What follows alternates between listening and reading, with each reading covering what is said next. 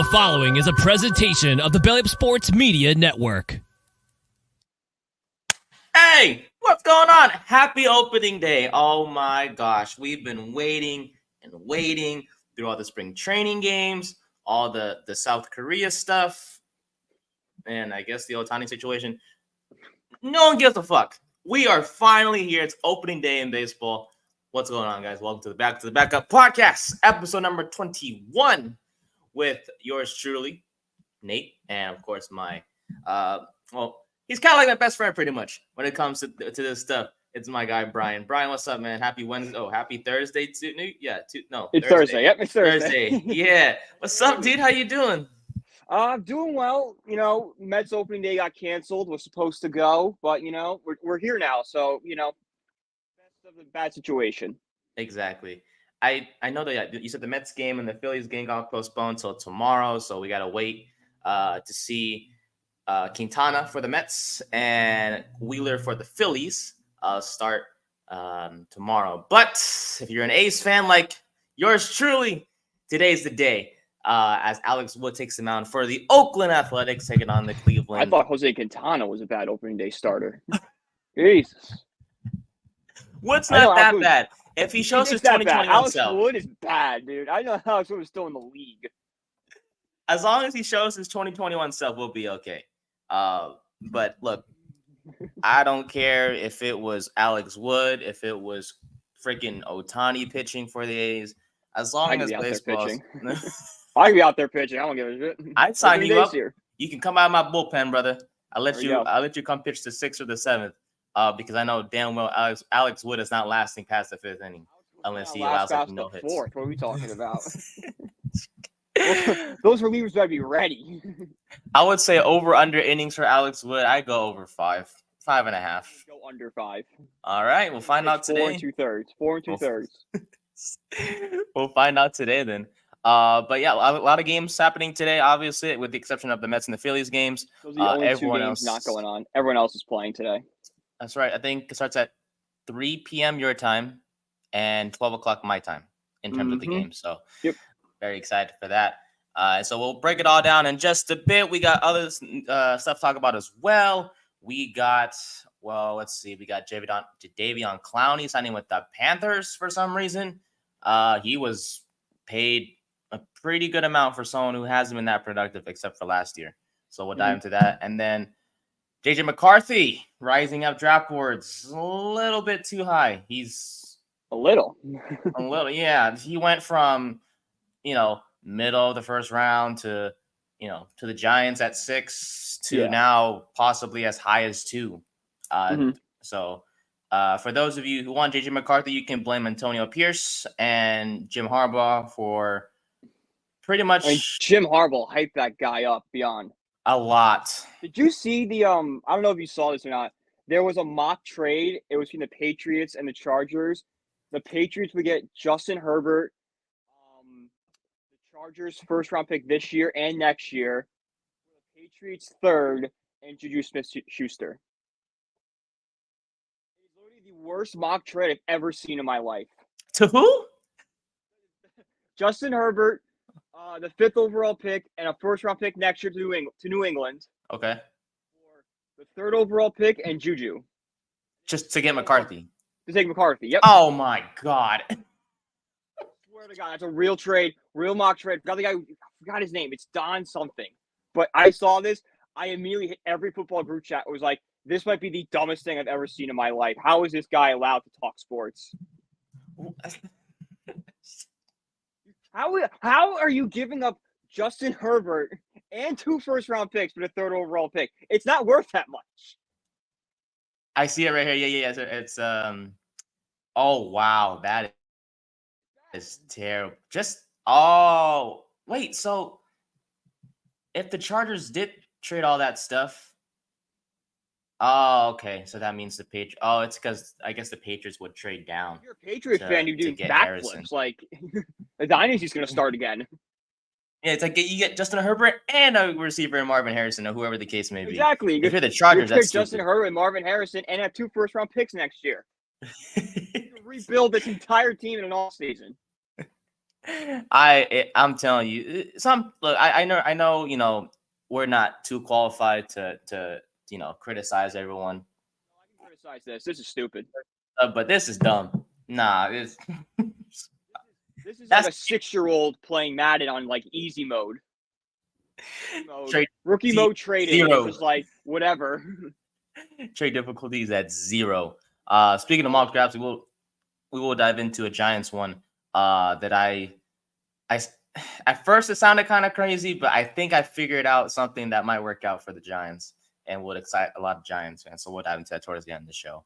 And then so pretty much an NFL dominated show combined with opening day.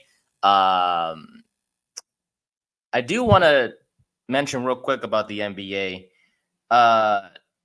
So when you go to therapy, you do it to get improve yourself. Like Yeah, it's improved mental health. Yeah, yeah, it's the gym for your mind. Is how I've always been told. mm-hmm. And I know personally, I've done it myself, and it's definitely helped out a lot for sure. Still, Same, obviously same. recovering mentally, and you just mentioned yourself too. But I think it's safe to say we both have made a lot more progress than Draymond Green has. Because yesterday, if you guys don't know, he played 4 minutes against the Orlando Magic. If for those of you who really don't know, Draymond Green plays for the Golden State Warriors. He's a power forward. He got ejected 4 minutes in to yesterday's game. And yeah, he was talking with the refs way too much, as he always does, which led to his ejection. And luckily, the Warriors ended up winning. But dude, that guy I'm sorry. He's got to tone it down. No, he does. I'm surprised he didn't tone it down after the 2016 finals. Is that when they blew that 3-1 lead? Was that 2016? I believe so. Because in Game 5, he kicked somebody in the a spot no man wants to be kicked and got suspended Game 6, and then the Warriors lost both those games. But I think Draymond was like the best player in the Warriors that series, and had he been in Game 6, the Warriors probably lock it up in 6. Mm-hmm. And unfortunately for You them, can it make went to 7. the argument that Draymond Green cost them that series. So you would think, hey, my attitude just cost me a championship. Maybe I should tone it down a little bit. And he hasn't. And it's like it's fine. You can't change someone who is just known for having that mentality just to get into someone's head all the time. And it's fine. It's just how you present yourself. And it seemed like he got better. Yeah, but there's still moments like this. It's just like, come on, dude. And Steph's frustrated. Yeah, you can tell in his face. How much have you seen it? But he's frustrated to the point where they need him on the court.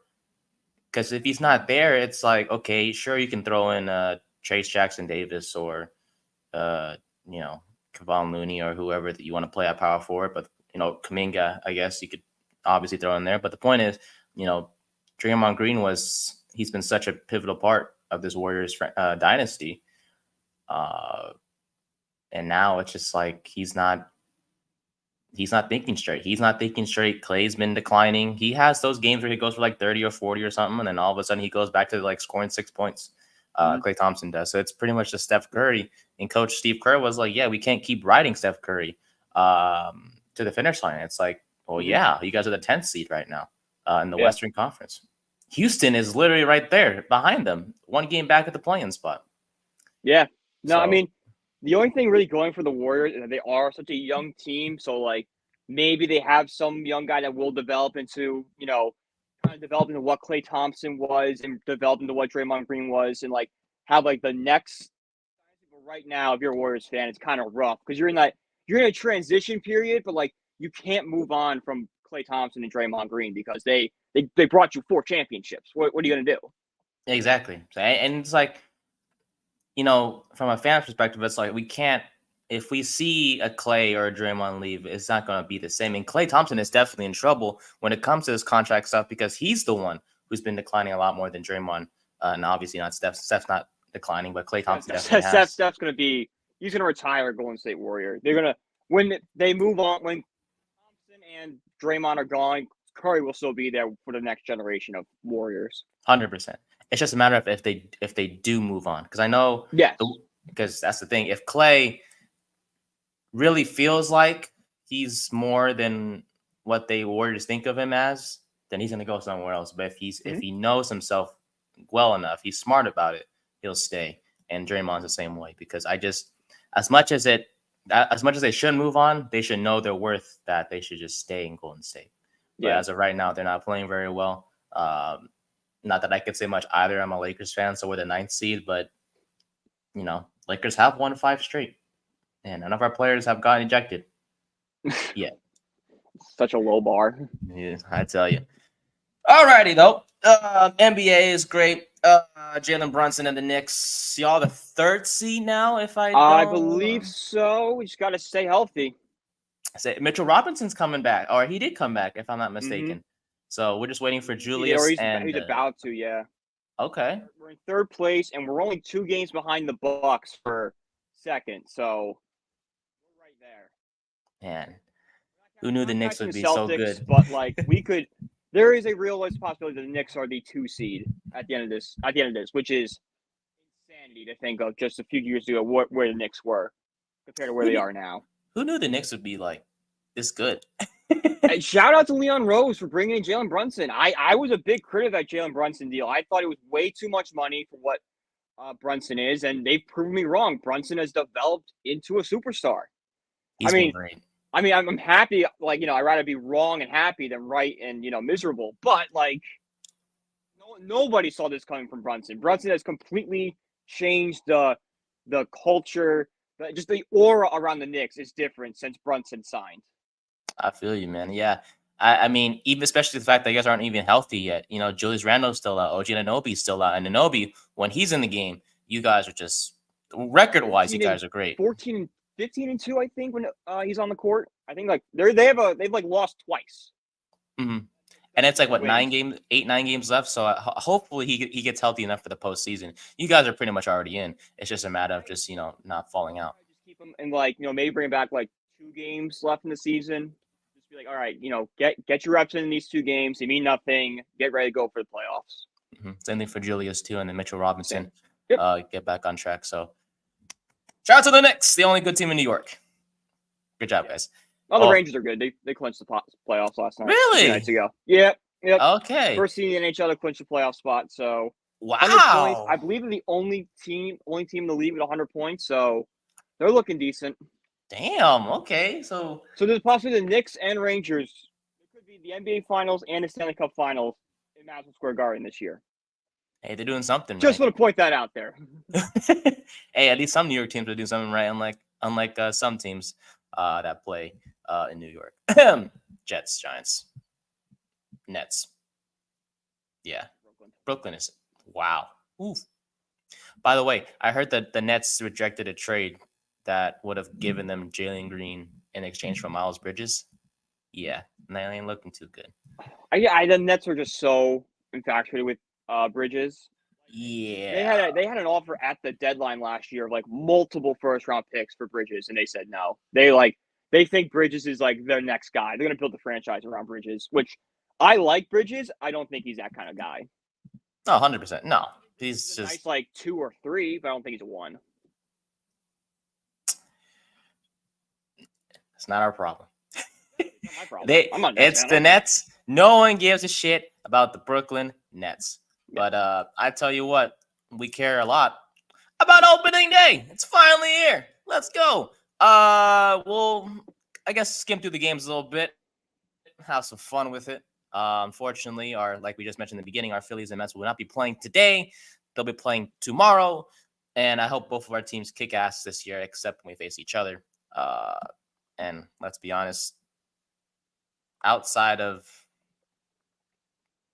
I would argue the Phillies pitching is better than Mets pitching, but based off your article, it is without question. It is. Okay. The Mets have horrific pitching right now. The Mets starting the bullpen, you could probably make an argument. The starting rotation for the Mets is bad. It's just bad. And for those of you, just a quick plug: if you want information on the Mets, follow Brian on Twitter and read his articles on Belly Up Sports. Anyways, first off, I guess we'll look at CBS Sports, I guess. They ranked the best pitching matchups for opening day. Number 1 is obviously Zach Wheeler and Spencer Strider. Yeah. They'll be playing Friday. Hallelujah. Number 2, we got the Royals and the Twins. Cole Reagans versus Pablo Lopez. I don't know about Reagans. Apparently, he was acquired in the Aroldis Chapman trade with Texas last year. And then Pablo Lopez, I heard of him a few times. I got him in fantasy. Sure. Yeah. Lopez is good. He was in Miami a few years ago. He was great. Went to the Twins. Had a pretty decent year. He's gonna be a good guy this year. Twins got a good one in Lopez. All righty. Number 3, best matchup is the Padres and the Giants. Yu Darvish versus Logan Webb. I thought Darvish kind of fell off. Oh, guess not. A little, but like not too much. Like he's not the pitcher he was when he was with the Rangers and before the Tommy John surgery, but like he's still a reliable, guy to throw out there on the mound. I would love it. If the Mets had Yu Darvish, he'd be the ace. All righty. He said, if he's with the Mets, he'd be the ace. That's when you know things are bad in New York. Come on, Mets, we gotta do something. Well, Kodai Senga's coming back though. Yeah, but we just don't know when. That's a bad thing when you don't know when. Oof. It's always like shoulder injury with a pitcher. I always are scared by that. I'm not gonna feel okay with Senga until I see like 5 straight starts, like 6 innings. All right. Jesus Luzardo for the Marlins will take on Mitch Keller and the Pirates today at 4:10 Eastern time. I know Luzardo is young, I think, and hopefully Keller's pretty young too. Like this is like a young matchup between these two. Okay, up and coming people. Yeah, I like it. 2 up and coming teams, theoretically, if they build the pieces right.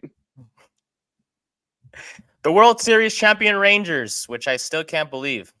Seriously. I can't believe that. I know that last year was the weirdest baseball season. I'm sorry, Rangers. The Diamondbacks Rangers World Series is crazy. That was so. For me, it was like we couldn't have someone better. I mean, I had a great time. I watched every game in a bar. It was great. Of course you did. It's not a bad thing either. But based on what we talk about off air, in the event that McCarthy goes to the Giants, I know you'll be at a bar. Do you want me to tell that story? She might as well go ahead. All right, so I got the report that JJ McCarthy, the Giants were very interested in JJ McCarthy, and I was like pissed off. Like I was upset, so I immediately grabbed my best friend and we immediately went and did a shot. And then he suggested, screw it, let's just have a party. And I'm like, all right. So we got like half the campus there, and they were all like just commiserating about JJ McCarthy for some reason. We had the speaker going, beer pong was going crazy. I was running the table. I was chugging Coors Lights left and right. Coors, if you want to sponsor us, you'll not find a better spokesman for your product than me. I'll tell you that right now, Coors. So yeah, JJ. So that was just the thought of JJ McCarthy becoming a Giant. If JJ McCarthy gets drafted by the Giants, there might be a full-on riot at Siena College. Well, I guess my mock draft is not going to look so good at the end of the show. Oof. So Siena College going to burn down? Oh, boy. Anyways, I'm fucked. Nathan Eovaldi will take the mound for the Rangers, taking on Justin Steele of the Cubs. The Rangers will raise their banner on ESPN tonight. And, Eovaldi is pretty much the starter or the ace for the the Rangers until Jacob deGrom and Max Scherzer come back. Well, deGrom has Tommy John, so. Yeah. I didn't know he had Tommy John. Anyways. Yeah, he had Tommy John last year. It's the second time in his career he had it. He had it in the minors. He had it in the minors with the Mets, so. So he'll be back like next season. I think he's supposed to come back around like August, but Jacob deGrom has had such an injury-riddled career that like I have kind of mentally blocked him out until 2025.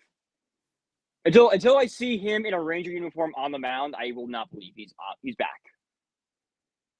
All right. Corbin Burns of the Orioles will take on Patrick Sandoval of the Angels. That is the 6th best matchup, according to CBS Sports. Camden Yards about to go crazy. The Orioles made the playoffs last season. Let's do it again. This time with their Burns new is ace. a huge addition for them. Huge addition for them. That made They traded that for made him, that yeah. roster go from like a fun team to like, oh, they are like a legit, like they're gonna make a run this year. I wouldn't be surprised if the Orioles are like in the American League Championship Series. And the worst part is their best players aren't even here yet. Jackson Holiday's Because still they're in the in the minors. oh, touche. The opposite could be said for the Angels, though. They The Angels without are a mess. The Angels yeah, are a team that could just fold, and no one would really care. outside of Mike Trout, Rendon's Mike been Trout would be bad. like, thank God I don't have to do this anymore. I can just go like be a weatherman somewhere and watch the Eagles. He needs to leave, dude. Just leave. I Yeah, don't care. Demand a trade or something.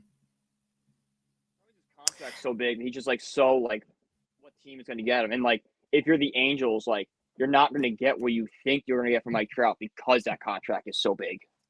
Mm-hmm. Plus, you have to factor the injury history just a little bit. The injury history, and then there's the backlash because then you've already lost Shohei for nothing, and then you're going to trade Mike Trout.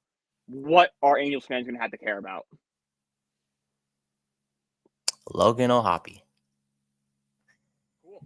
Number 7, Luis Castillo for the Mariners takes on Brian Bayo of the Red Sox. It was pretty much between George Kirby and Logan Gilbert, and Luis Castillo for the opening day starter, and decided to go with Castillo. The Red Sox, they went with Bayo. He's going to be the first homegrown opening day starter since Clay Buchholz in 2015. That's and crazy. Yeah.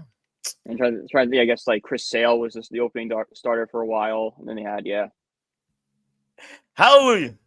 Mm-hmm. Number 8, Garrett Crochet of the White Sox takes on Tarek Skubal of the Detroit Tigers.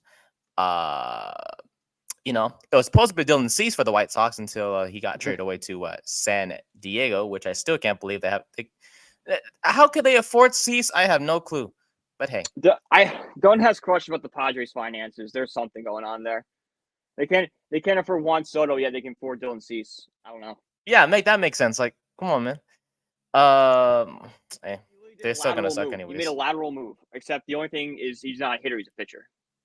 And they're still gonna suck. Oh my God, they're not gonna finish behind the Dodgers. The Diamondbacks could finish ahead of them too. But now, especially with Montgomery on the staff, Once he gets up to speed too, Montgomery will be there. Weeks. He started for the D-backs. Oh shit! Well, his time's gonna fly. So, number 9, Framber Valdez of the Astros takes on Nestor Cortez of the Yankees. It was supposed to be Garrett Cole and Justin Verlander, but injury said no. Valdez, I had him on my fantasy team a few times. He's one of the best pitchers in baseball these last few years, and Cortez was an all-star in 2022. Falling off a little bit though. Like this is a big bounce back year for Cortez. Yeah, there's a lot of question marks around him. Because I think he dealt with a little bit of injuries last year, and he also struggled. Like he was not the same pitcher he was. So this is a big bounce back year for Cortez. And again, which pitcher is he? Is he the pitcher from 2022? Or is he the pitcher from last year? Many of us hope, the Yankees fans hopes. I hope that he bounces back to his 2022 self because you don't want a repeat performance, buddy, especially when you play for the Yankees. No, especially the Yankees already missing Cole and Rodon's a question mark. Like, where the pitch? Cortez might have to step up and be the quote unquote ace of that staff. Or Stroman, like, I don't love those. I don't love those options if I'm a Yankees fan. They could have got Blake Snell, or they could have got Montgomery back. Could have got Jordan Montgomery. Either one of them. That's the Yankees for you. Zach Eflin of the Rays takes on Jose Berrios of the Blue Jays as the 10th best matchup, according to CBS Sports. Number 11, Tyler Glasnow of the Dodgers take on Miles Mikolas of the Cardinals. That's a big one to watch. If you are a gambler, bet against Mikolas. He's a horrific opening day pitcher. He's already playing the Dodgers, so it's gonna get worse. But like, he is not good on opening day. I forgot his stats. I saw it last night. It was like, yeah, you do want to bet against him. Let's see what his stat line is. Oh, okay. Hold on. Quick commercial break. Let's see. Mikolas. Let's see. Over 1.5 first inning strikeouts. Nah, where's the lower? Here it is. Here it is. Opening day, Miles Mikolas has a 9-13 record with a 4.78 ERA. That's last year's stats. So you're telling me he's gonna allow more than 3 runs against the Dodgers? Alrighty. I would bet Underdog fantasy. Yeah, anything that's bad for Mikolas, that. Underdog fantasy. Bet over 3 runs allowed from Miles Mikolas, according to what Brian's saying. Do it. Trust Brian. Don't trust me when it comes to bets. I'm on a cold streak. Zach Gallen of the Diamondbacks takes on Kyle Freeland of the Rockies. One of the late games tonight. Jose Quintana, for your New York Mets, takes on Freddie Peralta of the Brewers. It was supposed to be Kodai Senga and Corbin Burns. Unfortunately, injuries and a trade, respectively, happened that denied that. Peralta's not a bad opening day starter. I would love if the Mets traded for him, but yeah, not Quintana. Not though. Not the matchup everyone was expecting. They said Quintana, quote, with all due respect, is a steady innings guy more than a standout pitcher. Quintana's running to be. We signed Quintana to be a third, fourth guy in the rotation, not opening day starter. Like it was supposed to go DeGrom, Scherzer, Senga, Quintana. That was our rotation. It's supposed to be last year. Now 3 of them are gone.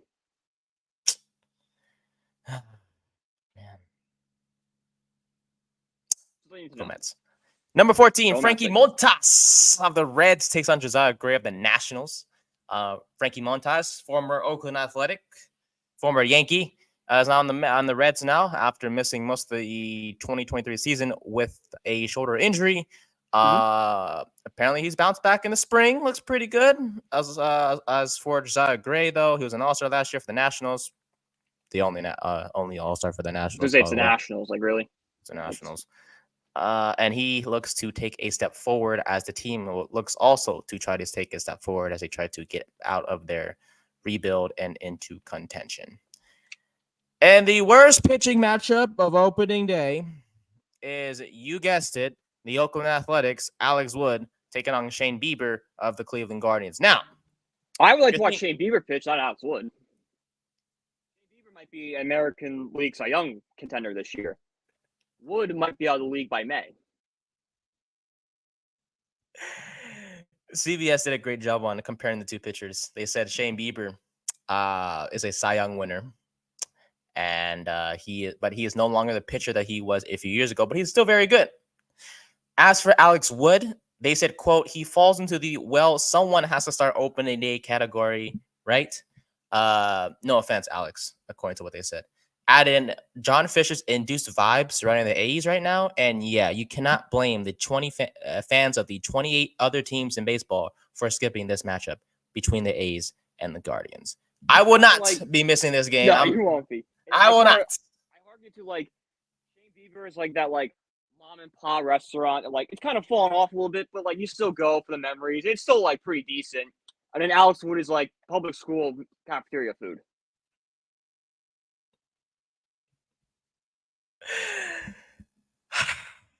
It's gonna be a long year. It will be. The A's suck. It's going to be a long year for the Athletics. But their opening day roster doesn't look too bad. Paul Blackburn's out there. JP Sears, Ross Stripling, Alex Wood. Kyle Muller. I love Kyle Muller personally. Went to his opening day start last season with the A's. First time I ever saw them win 2-1 game against the Angels. Ohtani pitched 7 innings. I was zero, didn't allow any runs. Yeah, he didn't run a run. Bullpen came in. They were complete garbage.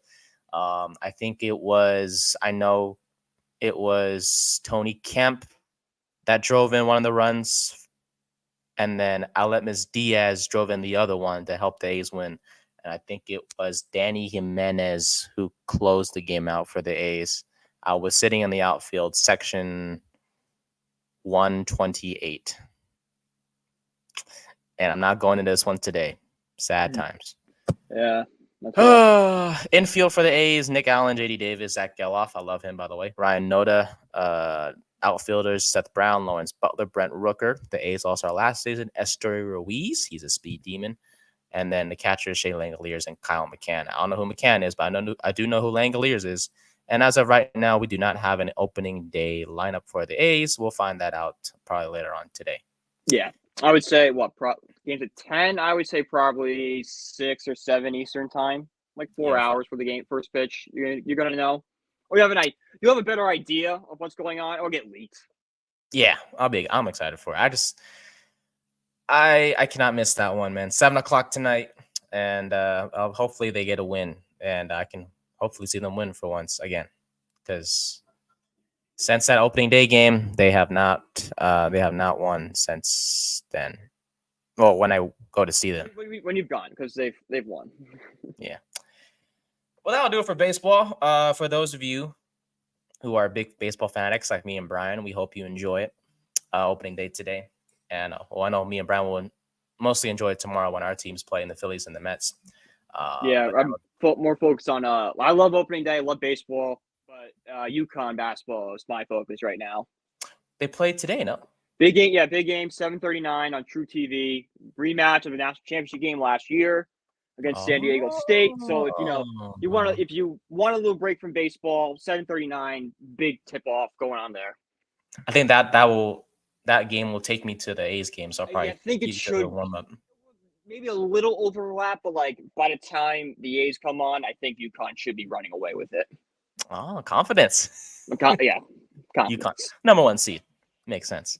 Yeah, I mean, come on, like I don't know if you watched UConn against Northwestern the other night, but like it wasn't even a game. By the 10 minutes in the first half, like okay, UConn won. We can stop playing right now. UConn was up by 20, I think. Holy crap! It was 40-18 in the first half. Yeah, exactly. Like halftime came and like you could have gone to bed. Yeah, they had a team manager in there at 10 minutes left. They put in the super subs, the bench. Any fans want to play? Come on, who's got some eligibility?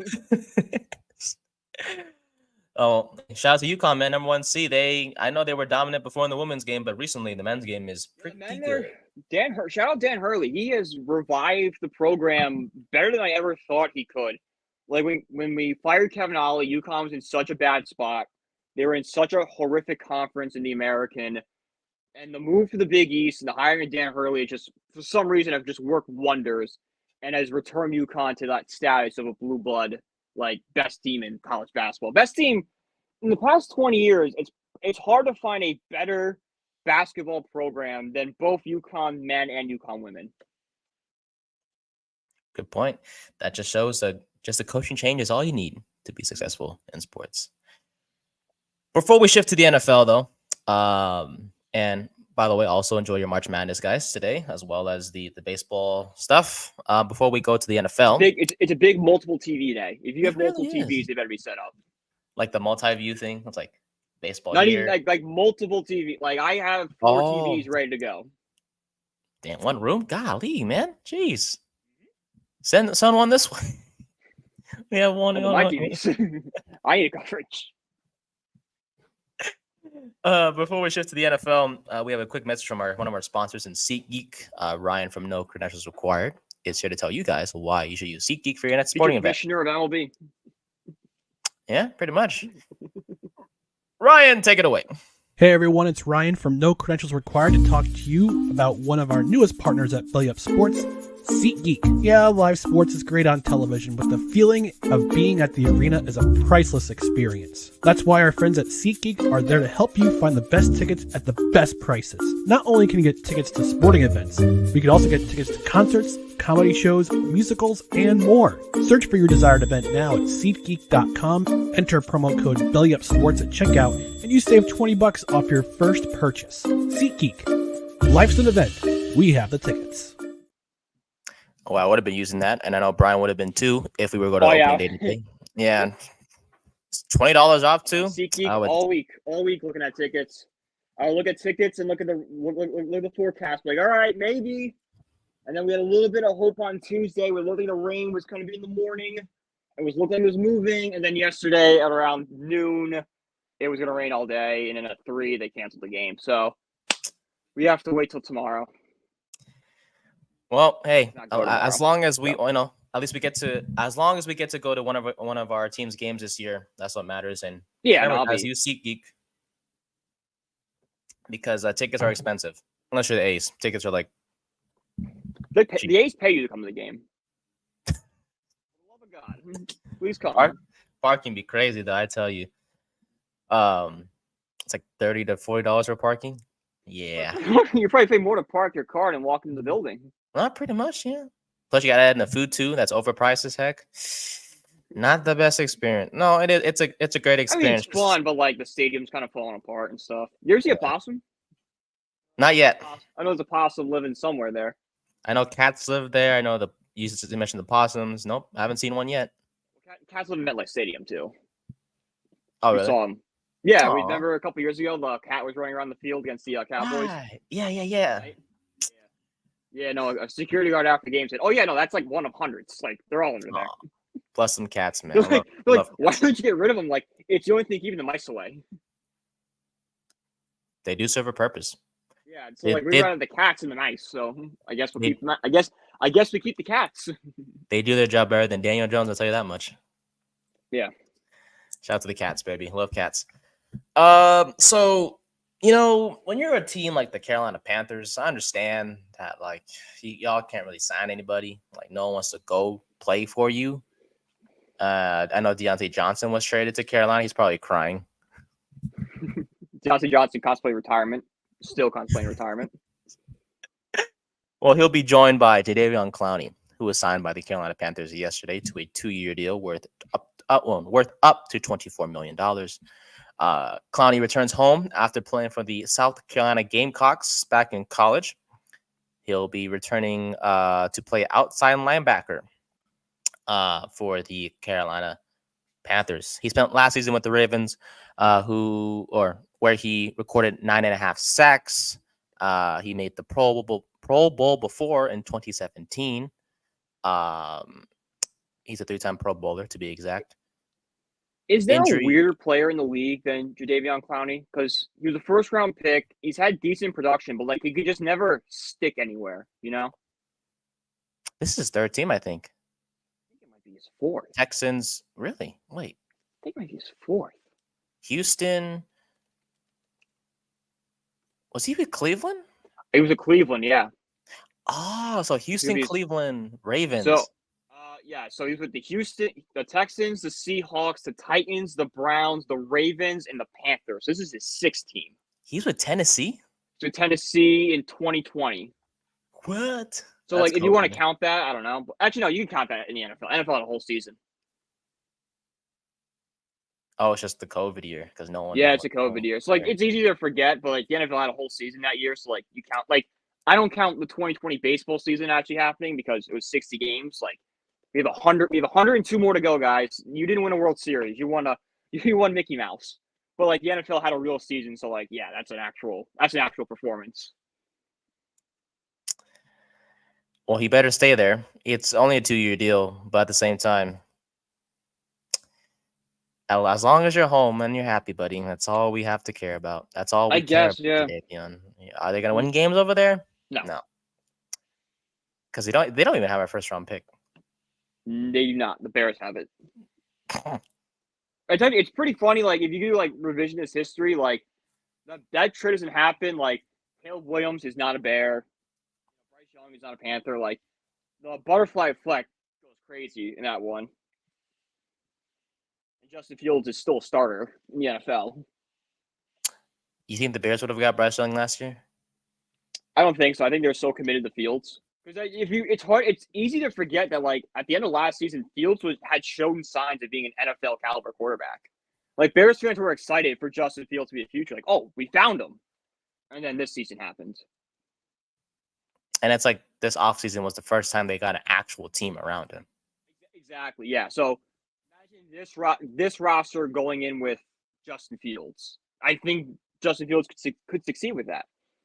I would have believed in him. I believe. Where's the DJ Moore and Keenan Allen throw to? Two great receivers.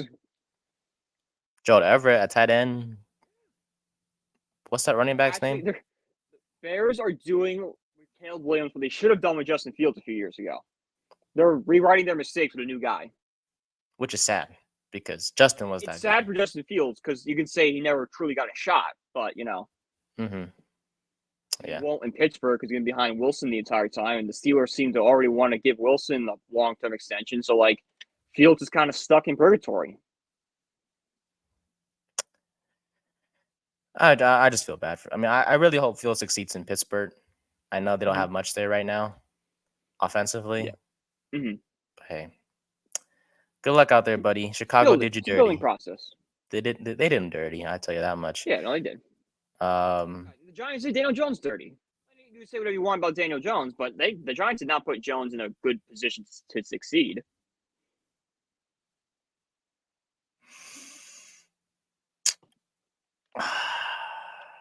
Who was Jones' number one wide receiver, and who was Jones' offensive coordinator?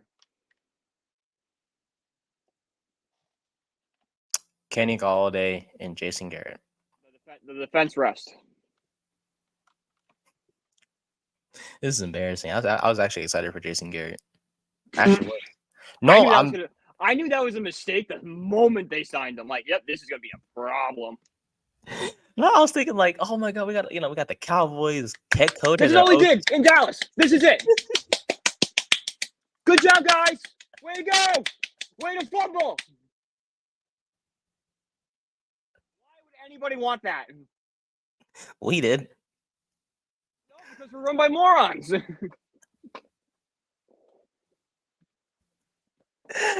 Oh, we are a sorry ass franchise. What happened to us? Wellington Mara died. That's what happened to us.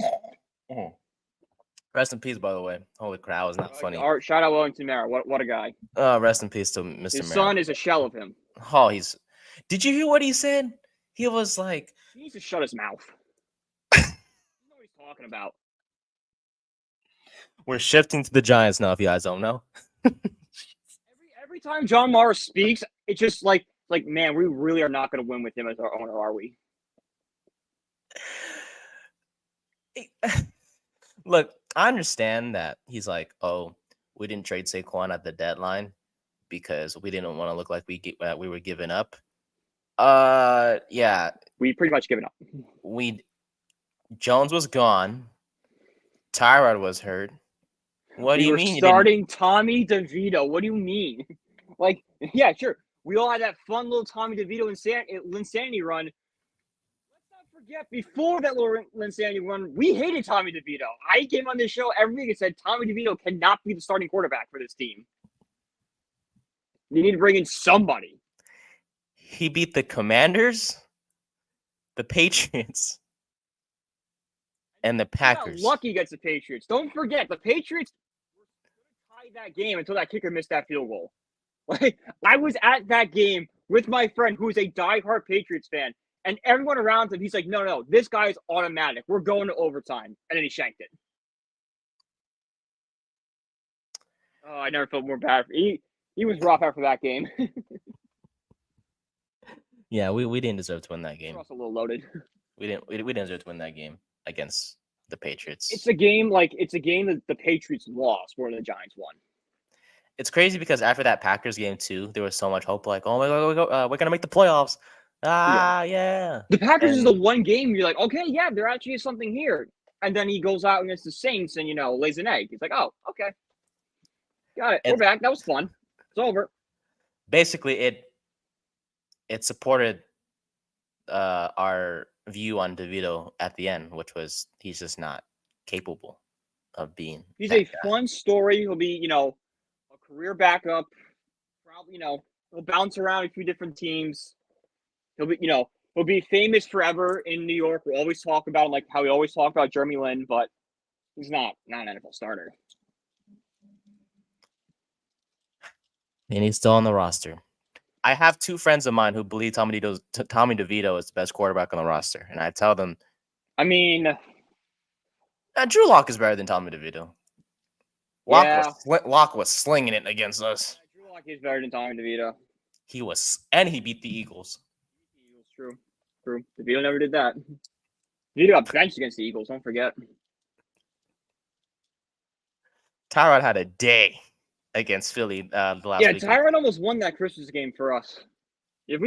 I'm telling you, if we start Tyrod Taylor in the first half of that game, we beat the Eagles twice this year. 100%. Oh, he should have been a starter at the gate. Yeah. Even if he came back, he should have been. The offense was miles different between DeVito and Tyrod that game. That just shows how a veteran quarterback can, someone that has been in the league for so long, despite being injury prone, has, he's better compared to a guy who is undrafted, hasn't proven himself much, despite winning 2 games, but those 2 games were against the Commanders. Mm-hmm. And he did not beat the Patriots, like you just said. The Patriots beat themselves. Yeah, Patriots shot themselves. That's what they did. They missed it. I think it was like a 37-yard field goal. Like it was pretty close to a chip shot. And if you look at the draft, we beat 2 teams that are ahead of us. So if we lost to those 2, we would be picking number 2. Yep. And we would not. We wouldn't be sitting here, and we're like, oh, we're gonna get a receiver, or we don't know. We're gonna have to trade down. No, or trade up. We'd be talking about why we're so excited for Jaden Daniels or Drake. Yeah. No, I'm not gonna say his name. They better draft Jane Daniels. They're gonna mess this up and draft May. That'd be the discussion going around right now. Or McCarthy. I swear to God, the worst draft that could happen for us is to trade up to number 2 just to get McCarthy. Yeah, the word. Yeah, we'd be trading up to get McCarthy. The worst. May, I guess you could talk yourself into May, but I still don't love him.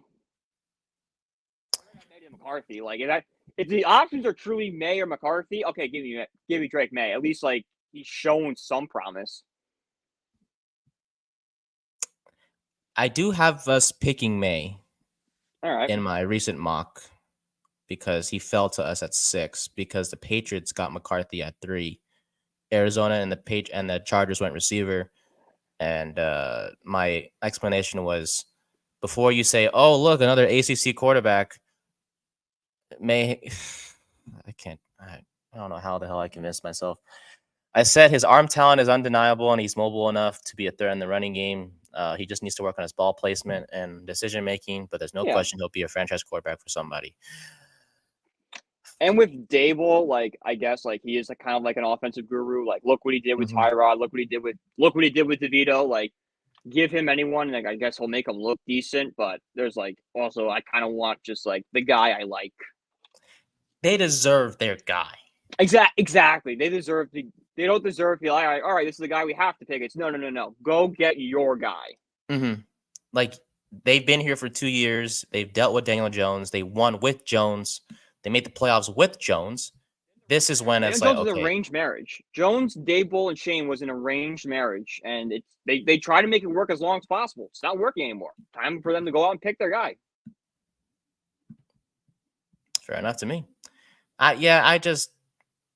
It's time. I don't want to. I'm trying to find my mock draft here. I don't know where the hell it is, but it's to the point where it's like, okay, enough is enough. We need to stop being mediocre, and just, do what we got to do to win. Enough of this. Oh, we're gonna trust Daniel Jones when he's healthy. No, enough. We don't do that anymore. No. But okay, what do you think of this? All right, so I did a mock draft yesterday. I don't like doing mock draft trades because I just don't. I'm on a GM, but I tried my best. I tried my best. So let's see. Number 1 is Caleb Williams. Obviously, I didn't control the other teams. Right, yeah, you just control the Giants, yeah. Drake May goes number 2 to the Commanders. Yep. Jaden Daniels goes number 3 to the Patriots. Marvin Harrison goes number 4 to the Cardinals. Yep. For some reason, the Chargers go Joe Alt with number 5. Weird. I would think they would want to give Herbert a weapon, but it's Harbaugh, so who knows what he's thinking. Exactly. Number 6, we get Malik Neighbors. But I'm not done.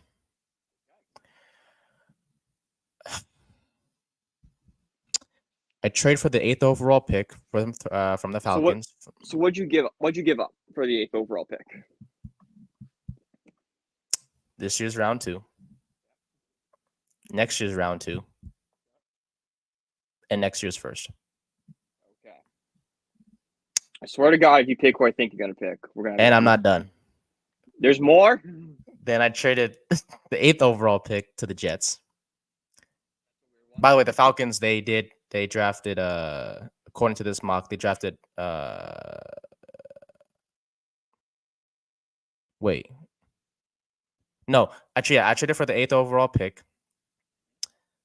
But I traded that to the Jets for their first pick this year, which is number 10, and round 3, pick 72 of this year's draft. They said yes. Now, for those of you who are like, oh my God, you suck at GM. Nah, watch. Titans went Jared versus number 7. Mm-hmm. O'Dunes went to the Jets at 8. Yep. The Bears went Dallas Turner at 9 to Chicago. Yep. And this is what I mean when I say I don't mind getting this guy if we don't trade up for him. But this is the limit to where I was like, okay, we have to get a quarterback. This is where I went McCarthy at 10. Nope. All right. Shit.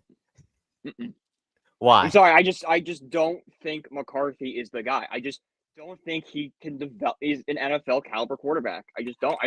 I'm not getting. He's only getting all this hyped up because he's so young and he just won his entire career. But he didn't win because of anything he did on the field. He won because he had a great team around him and he was put in the perfect situation. The Giants do not have a good situation for any quarterback to be in. And you put a quarterback like McCarthy, who relied so much on the talent around him to make him better, that talent doesn't exist on the Giants, so he's going to struggle. I think my mindset was that you get McCarthy because if you don't, you risk not getting a quarterback in the second round.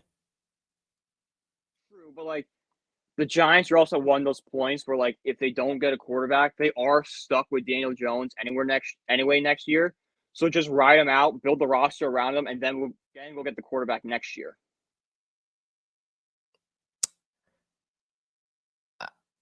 It's just I know.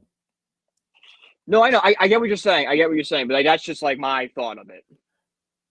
But that's the thing. I agree with you. It's just we're the only ones. Everyone else is like, if we don't get our guy now, then it's like,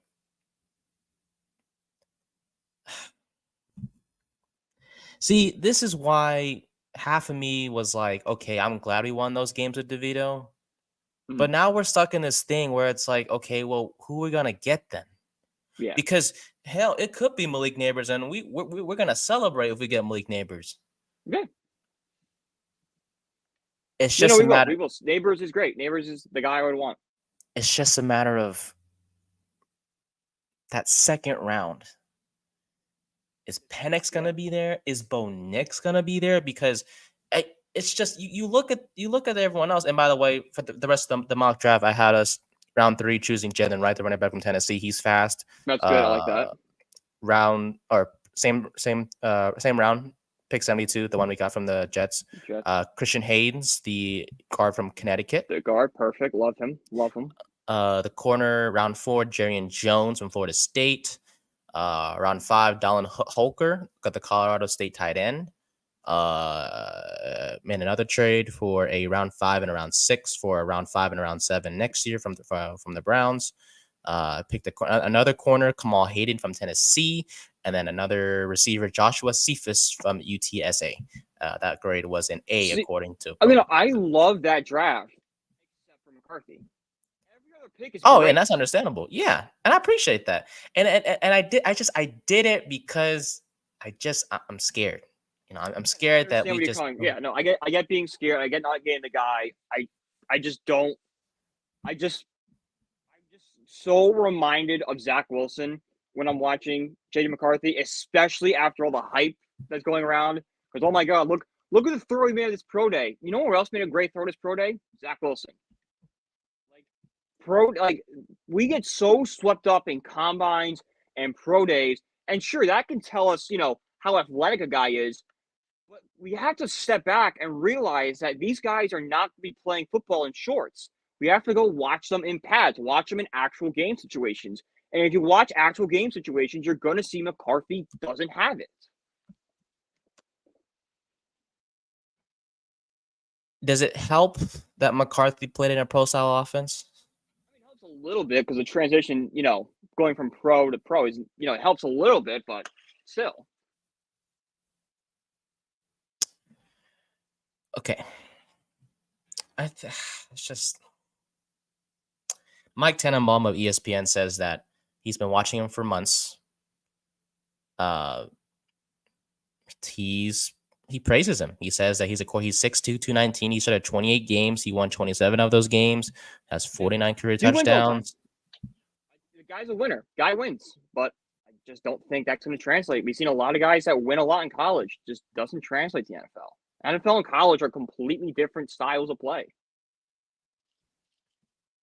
There's not going to be there's no Northwestern on your schedule in the NFL. There's no, I think Urban Meyer said it best. Urban Meyer, when he became coach of the Jaguars, he said, it feels like every single week I'm prepping for Alabama. That's what McCarthy, and I know McCarthy beat Alabama, but he beat them in overtime. How is he going to react when he has to play that style of team every single week?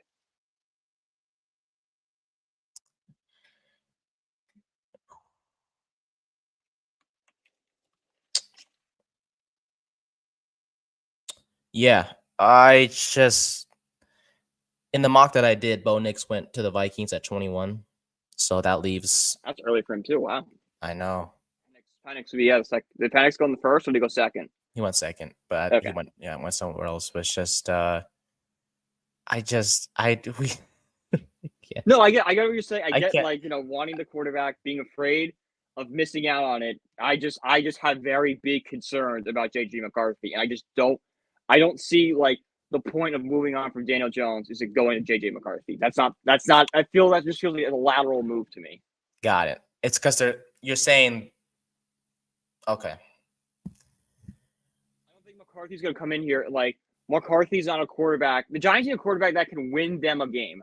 McCarthy, I don't think, can win you a game. Daniels can win you a game with his ability. I don't think McCarthy has that. I think McCarthy relies on the weapons around him to win a game.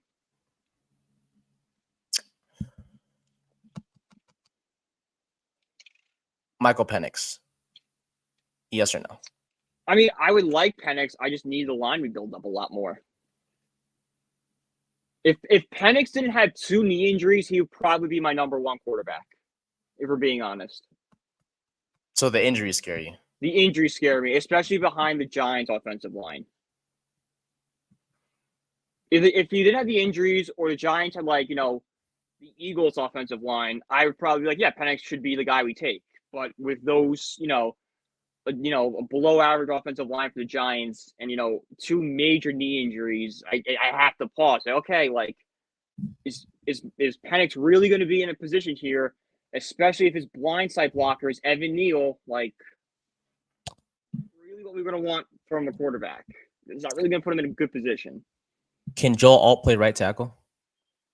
I think he played left tackle his entire time at Notre Dame, but he might be able to switch to right. I mean, if the Giants want to draft Blake Fisher, he was the Notre Dame's right tackle. He's a 3rd-round pick this year. He's pretty decent. If you want to do something take Penix in the 2nd and get Fisher in the 3rd and put Fisher at right tackle and move Neal over, I could get into that. I could buy that. I hate picking at 6. That's why I kind of want to trade back. Yeah, just Vikings give us the 11th and the 23rd, and be okay. We'll just pick the 2 best players there. But we really wouldn't get Neighbors or O'Dunes. No, yeah, you'd be getting the scraps, best talent, but you would be getting more assets. So it's give and take. Yeah. At the end of the day, it's all a crapshoot. At the end of the day, as long as the Giants make the right moves, exactly, we'll be okay. So. Well, That just means that we'll get back to the drawing board when it comes to this mock drafts for the Giants. And It's not even my drawing board. It's just the McCarthy. Everything else in the Giants. If you just take out McCarthy and everything else remains the same for the Giants in that, and I know it can't because like the trade and everything. Yeah. But just saying, the Giants take someone else than McCarthy at that spot, I would sign up for that right now. I'll take it. Fair enough. Well, that'll do it for the Backup to the Backup podcast, episode number 21, sponsored by SeatGeek and, of course, Belly Up Sports. Yeah. Well, we talked about opening day. Hope you guys enjoyed that. Today, game started about a couple hours from now. Well, first game of the day. We got March Madness Sweet 16. Elite 8 this weekend. Happy Easter to anyone who celebrates this weekend. Happy Easter indeed. And then, we talked about that. Talked some NFL stuff with Jadeveon Clowney going to the Panthers. Good for him, I guess. And then we all learned about Brian's dislike for JJ McCarthy. I have the same for different reasons in terms of the Giants need a guy. It's just a matter of who they're going to get. Mm-hmm. Well, good luck to our boys. We have about a month. Yeah, we have under a month. It's going to be a wild month. A lot of rumors. Giants are meeting with McCarthy on Easter Sunday, which I think is crazy. Private, by the way. Private workout with McCarthy. Yeah, why Easter Sunday? We can't do it Monday? They want to get their stuff done, I guess. They don't want But guys, it's Easter. They don't want to celebrate Easter, man. Let the poor man be with his family, for God's sakes. Let him do the Easter egg hunt or whatever the case may be. I don't know what if he celebrates Easter or not.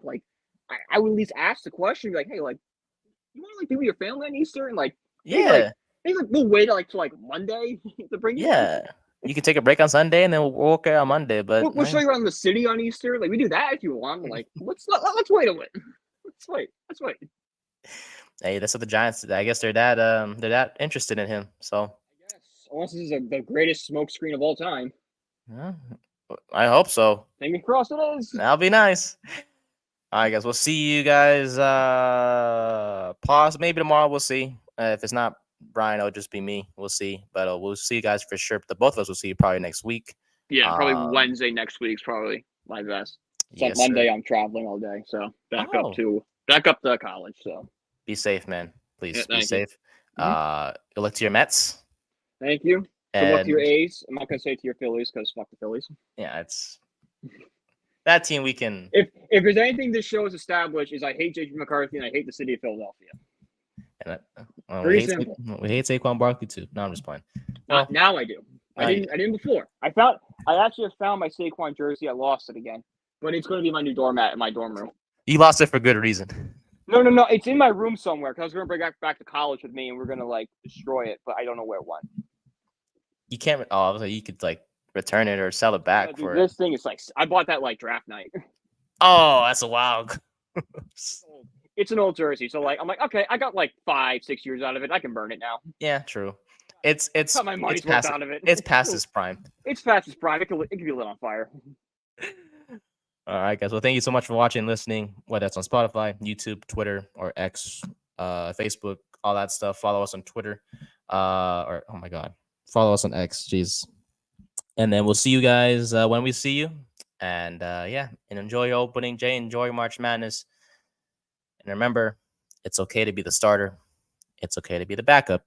Just don't ever be the backup to the backup. Basically, and don't draft JJ McCarthy.